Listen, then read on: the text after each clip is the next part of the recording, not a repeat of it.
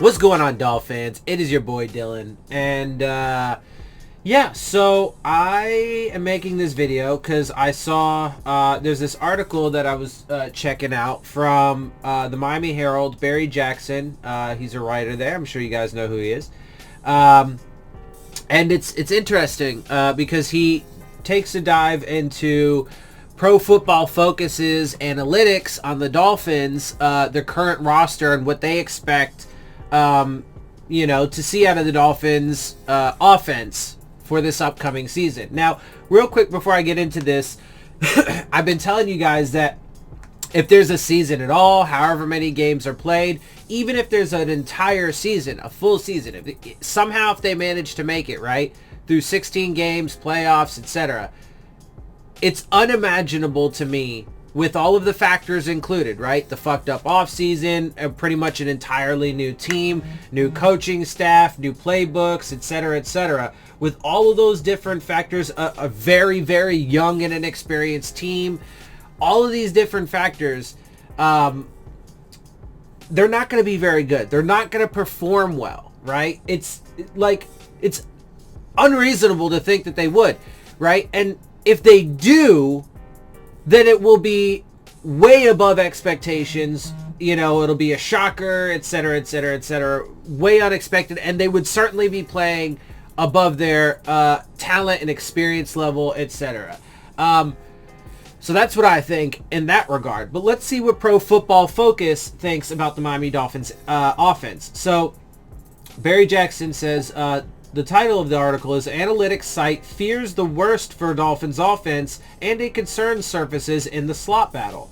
Okay, so Pro Football Focus is rating every team at every position this offseason, and the evaluation of the Miami Dolphins is dismal. Highlights of Pro Football Focus's assessment of how Miami stacks up at quarterback, receiver, tight end, running back, and offensive line.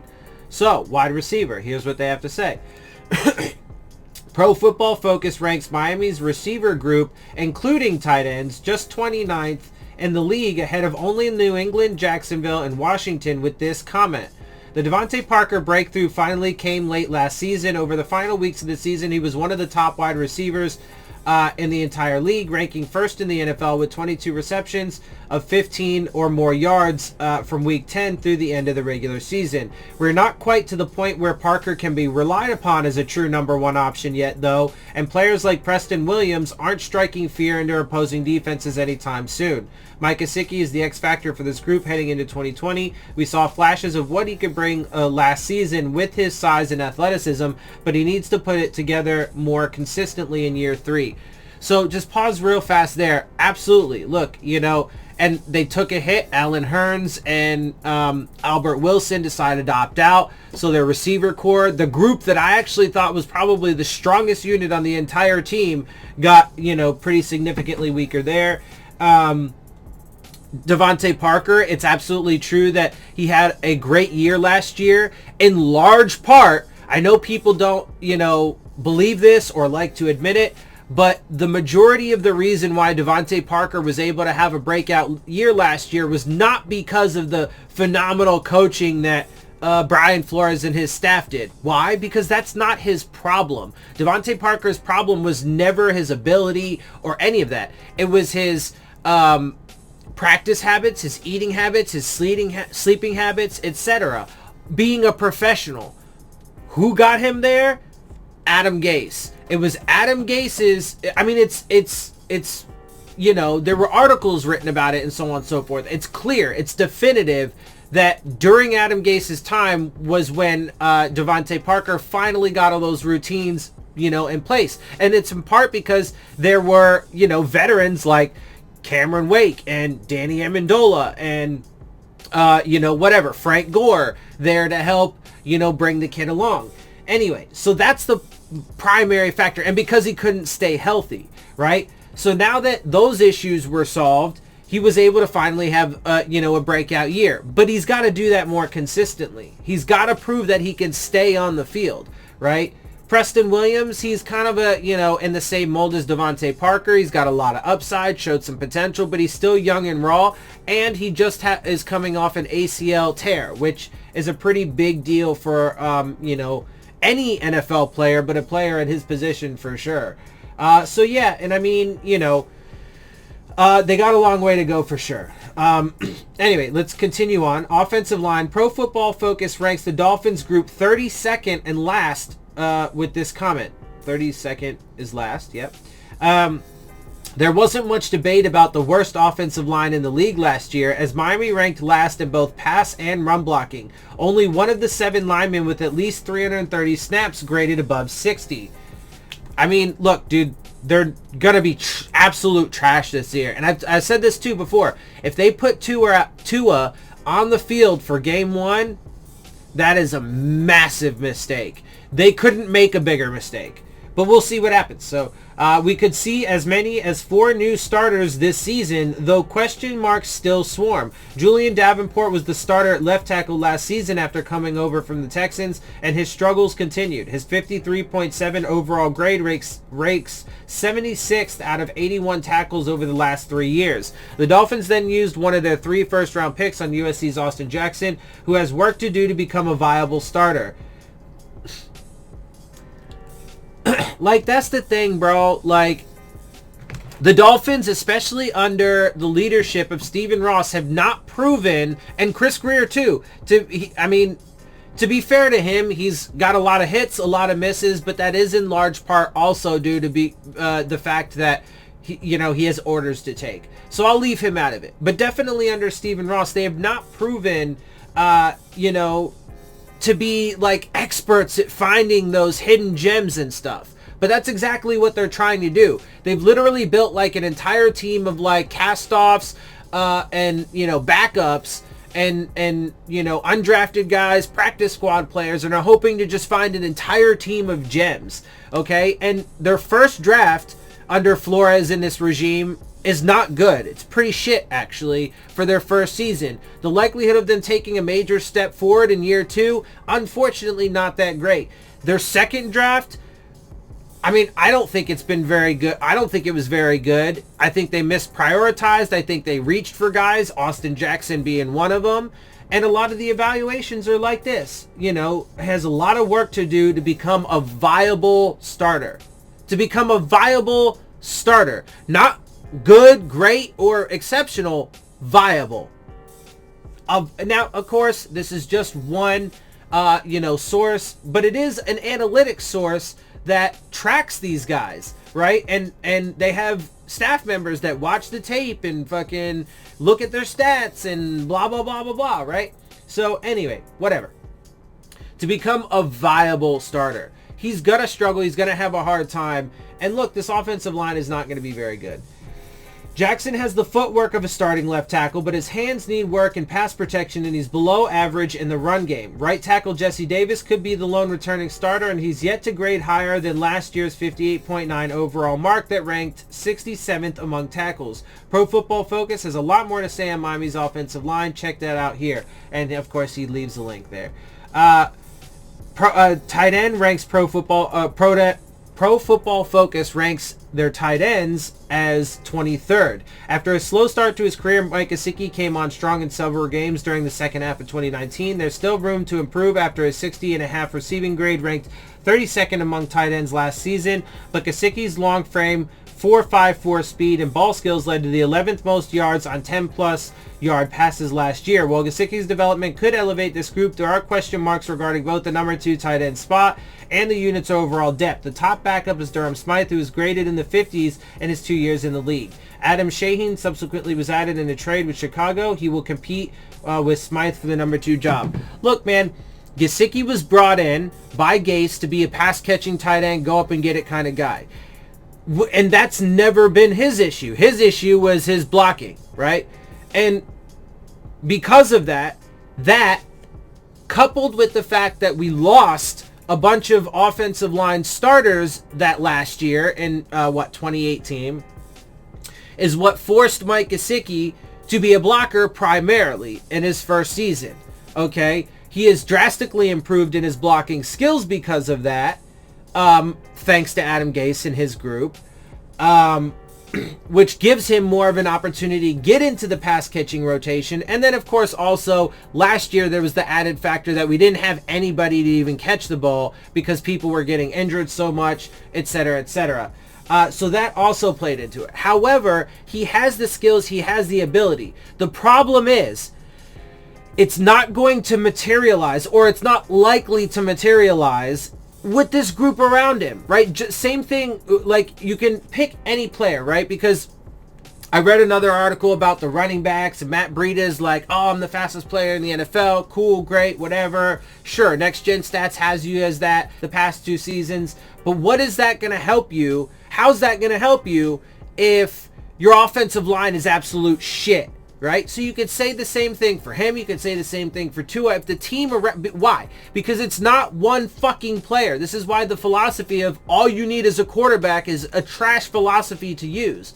Because it's not one player. You need an entire team. So if the offensive line is garbage, which it likely will be, then Tua or Fitzpatrick or my grandmother, whoever the fuck is in there, is going to be running for their life the entire time, most likely, and will not be able to throw it to Mike Gesicki or Devontae Parker or any fucking buddy else. If they give it to Matt Breida, he's fast and he might be able to dance around in the fucking backfield for a few seconds, but then we'll probably likely lose yardage because the offensive line collapsed on him. So, I mean, yeah. Anyway, let's go ahead and get into the running backs. Pro Football Focus ranks Miami 32nd, which seems way too low.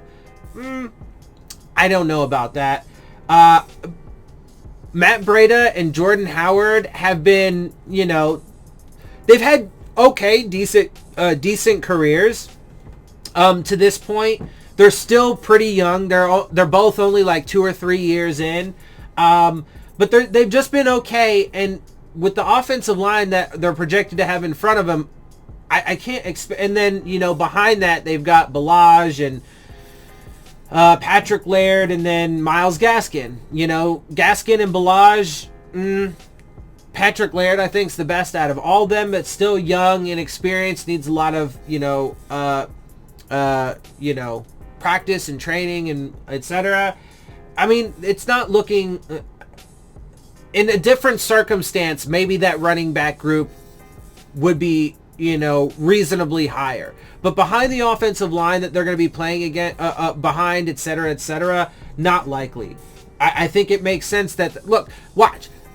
We're not going to have to wait that much longer. Look, September is only a few weeks away, and games are going to be played before you know it. They're in training camp right now, so it's, we'll see, bruh. We'll see. We'll see how it goes. Anyway, let's finish this off. The Dolphins have had the worst team running blocking grade in 4 of the past 5 years, so it's no surprise to see the lack of rushing production in recent seasons. The Dolphins got just 829 yards from their running backs, the lowest total in the league, leading to the offseason additions of Jordan Howard and Matt Breida to revamp the run game. Howard is one of the league's better zone runners, and he's created a solid 2.8 yards after contact per attempt in his career. Howard does not add much as a receiver, but he should be an effective early down runner. Breida adds a big play element, as he's averaged 4.9 yards per carry in his 3 NFL seasons. The one caveat is that Breida averaged 2.4 yards before contact during that time, the second best mark among 70 qualifiers. While Miami is still in the bottom tier of running back units, it has a unique group of skill sets that should help increase rushing production this season. So, to be fair, maybe 32nd is a little low, but it's still our rushing game. I'm betting is still going to be in the bottom part of the league. For whatever amount of games are end up being played. Quarterback. Pro Football Focus puts the Dolphins in Tier 4, which is the lowest tier for quarterbacks. But Pro Football Focus praises Ryan Fitzpatrick. Interesting. Given his supporting cast, Fitzpatrick had one of the most impressive seasons of any quarterback this year. He elevated Miami's offense despite facing the 4th highest pressure rate, and his downfield aggressiveness led the Dolphins turning into a pesky competitive team down the stretch. This is now the best 2-year stretch of Fitzpatrick's career, as he finished as a borderline top 10 quarterback for the Buccaneers in 2018 and ranked in the top 15 in 2019. Look, again, and last year, that's why I said the minor successes we had, if you really objectively look at last season, it's unquestionable that the coaching staff and the front office at every single turn from the way that they built the roster to the way that they use players, called plays, etc., etc., they intentionally tried to put the team in as worst position to be successful as they possibly could, right? That includes the coaching staff. Yes, they tried to fucking throw games. It's when you really take an objective look at it and see the consistency in the way that they were misusing players, just calling bad plays. There are so many different examples throughout the season that would show that they intentionally tried to throw games. It was and look, I had to admit that I was a little bit wrong about Ryan Fitzpatrick, and I underestimated his moxie, his spirit, his love for the game, and his leadership ability. And look, he knows he's at the end of his career. He knows he's not going to be a Hall of Fame guy. He knows he's probably not going to be winning a Super Bowl before he retires. He's just out there having a good fucking time. He's got nothing to lose. He doesn't give a fuck. So yeah, he went out there and he got his guys together and he's like, look, we suck. They're shitting everything away because they're tanking the fucking season. They don't give a fuck. They're going to replace me next year with their fucking young, fresh quarterback. So let's go out and just have some fucking fun. And then it helped because all the rest of the guys on the team were playing for their careers, right? Just like I said, but then guess what? Even though a lot of those guys were playing for their careers, they still ended up getting cut by the Dolphins. So it didn't work. They did their best. They put some good film out there and got the team to 5 wins despite the fact that they were absolute trash. And, they got cut for it anyway. But most of that was to say that, Ryan Fitzpatrick was the reason for that team being elevated and actually getting to those 5 wins, because there were ample fucking opportunities for that team to go 0-16 based off of the actions taken by both the front office and the coaching staff. Anyway, it's also the second straight year that Fitzpatrick ranked among the league's leadership in positively graded throws, showing that he can put his playmakers in position to make plays. He has an intriguing skill set for teams with playoff aspirations, but is in bridge quarterback territory. Yeah, that's absolutely right. And he said that himself recently. He knows that.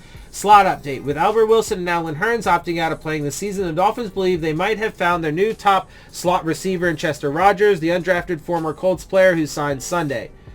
I mean, we'll see. He hasn't done much to this point in his career, but okay. Though Rodgers will need to compete with Isaiah Ford, Gary Jennings, and potentially others, Rodgers enters as a slight favorite because of his extensive body of work and decent production.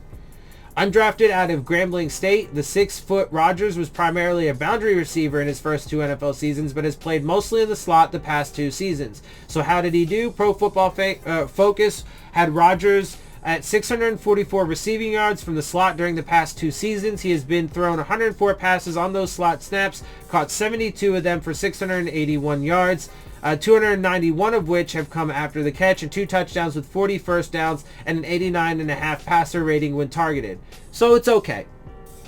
So all of that is okay, but here's the bad news. Of the 104 passes thrown to him in the slot during the past 2 seasons, he has dropped 14 of them per PFF.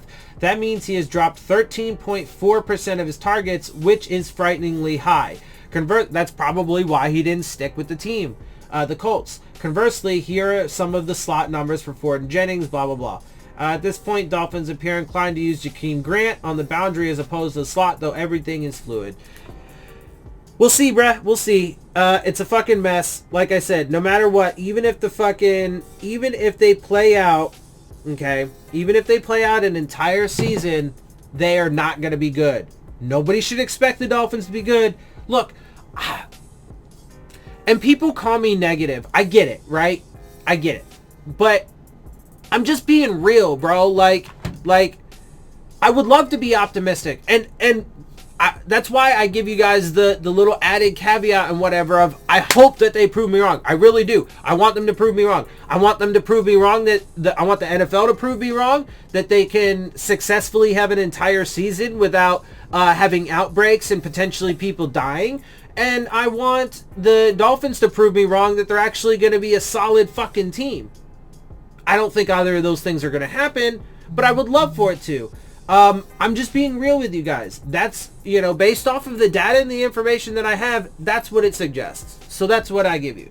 Anyway, With that, I'm going to get out of here. I hope you guys appreciate my videos and perspective. If you do, make sure you hit the subscribe button. Make sure you hit the like button. Make sure you hit the bell if you want to get the alerts. Share my channel and videos with your friends and family. Leave your questions, comments, and concerns down in the comment section. And, of course, as always, make sure you follow me on Twitter at Dillon Tartaro. And with that, I am out. I'll see y'all soon. Fins up.